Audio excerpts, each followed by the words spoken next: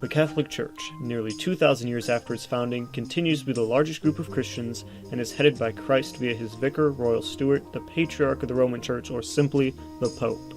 This video will be divided into two parts: scriptural evidence for the papacy, aimed towards Protestant viewers, and the writings of the Church Fathers, aimed at Orthodox viewers.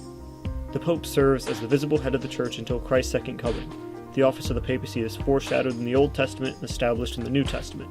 Here are some of the scriptural passages in which the papacy is foreshadowed, established, explained, or enacted. Starting with the Old Testament, we have Isaiah chapter 22, verses 21 through 22. Here the prophet is telling Shebna, who was at the time the royal steward to the key to the kingdom for the then absent king of Jerusalem, that he will die and his position as steward will be taken up by another. The prophet tells him, "I will clothe him with your robe, gird him with your sash, confer on him your authority. He shall be the father of the inhabitants of Jerusalem and to the house of Judah. I will place the keys of the house of David on his shoulder. What he opens no one will shut, what he shuts no one will open." In Matthew chapter 16 verses 18 through 19, Jesus, who himself is king and a descendant of the house of David, and will be absent after his ascension, echoes this passage when establishing the papacy, to which the Jewish apostles would have immediately drawn the previously mentioned passage to mind. He says, "And I say to you, you are Peter, and upon this rock I will build my church, and the gates of the netherworld shall not prevail against it.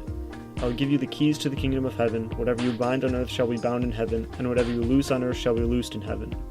It must be noted here that the name Peter in English is just an anglicized version of the masculine form of the word for rock in Koine Greek, which is the language the New Testament was originally written in. Some falsely believe the name Peter means small rock, and on a big rock Christ will build his church. However, such wordplay would only be possible in Attic Greek, which, as previously stated, is not what the Bible was written in. Furthermore, Koine Greek does not have a word equivalent to the English word for the, and therefore it would need to be added by translators to ensure proper English grammar.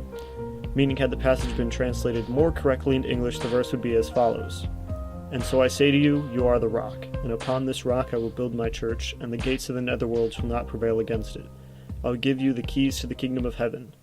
Whatever you bind on earth shall be bound in heaven, and whatever you loose on earth shall be loosed in heaven."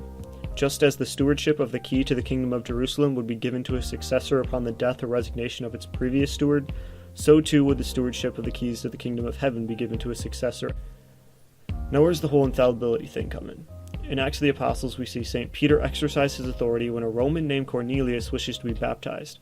At the time, it was hotly contested as to whether or not a Gentile could be validly baptized. In response, St. Peter gives a long speech in which he declares a Gentile may be validly baptized, thus exercising his authority.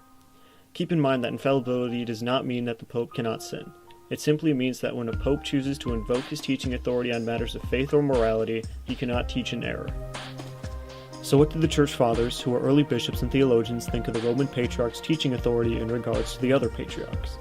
Did they believe the Pope had a more authoritative teaching?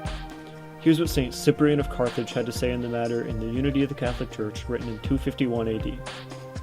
"On him, Peter, he builds his church, and to him he gives the command to feed his sheep," John 21:17.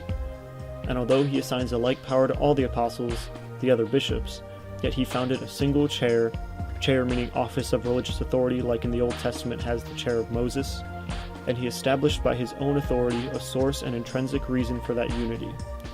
Indeed, the others were also what Peter was, apostles, but a primacy is given to Peter, whereby it is made clear that there is but one church and one chair. So too all the apostles are shepherds, and the flock is shown to be one, fed by all the apostles in a single-minded accord. If someone does not hold fast to this unity of Peter, can he imagine that he still holds the faith? If he should desert the chair of Peter upon whom the church was built, can he still be confident that he is in the church?" Here's what St. Irenaeus had to say about the Roman Church and against heresies, written in 189 AD.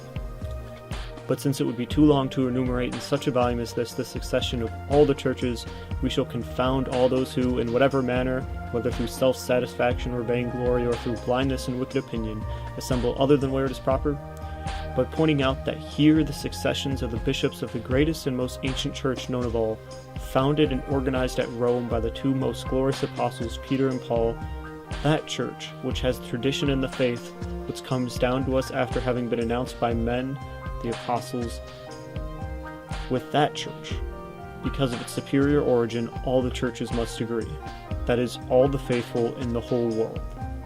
And it is in her that the faithful everywhere have maintained the apostolic tradition."